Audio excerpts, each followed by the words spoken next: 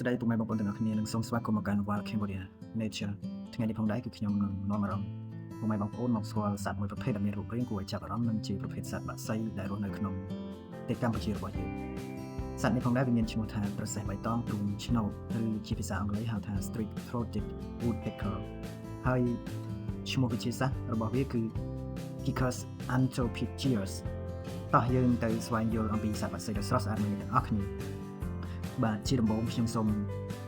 ណែនាំអំពីលក្ខណៈសម្គាល់របស់សត្វបក្សីមួយនេះ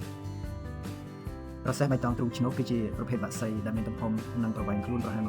27.5 សង់ទីម៉ែត្រទៅ 30 សង់ទីម៉ែត្រហើយផ្នែកខាងលើនៃរាងកាយរបស់វាមានពណ៌បៃតងស្លេក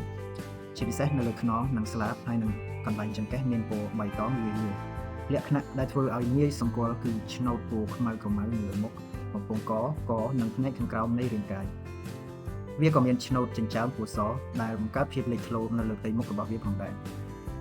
លក្ខណៈសម្គាល់របស់សត្វញីនិងសត្វឈ្មោលចំណុចគួរឲ្យចាប់អារម្មណ៍មួយទៀតនោះគឺសត្វឈ្មោលនិងសត្វញីមានលក្ខណៈខុសៗគ្នា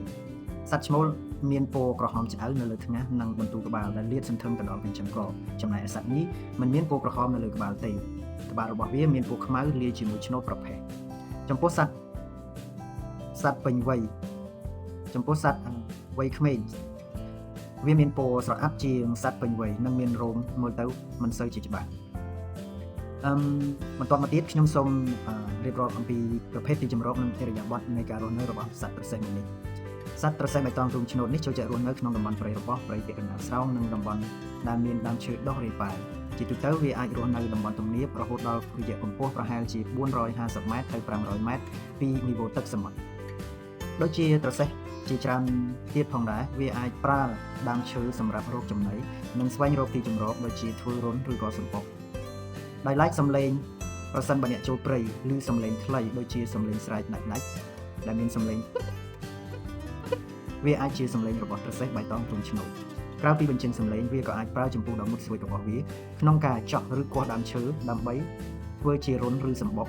និងបញ្ជូនសញ្ញានិងទាក់ទងជាមួយសត្វដទៃផ្សេងផងដែរនេះគឺជាអ្វីដែលធ្វើឲ្យសំឡេងក្នុងព្រៃមានភាពរស់រវើកនិងគួរឲ្យចាប់អារម្មណ៍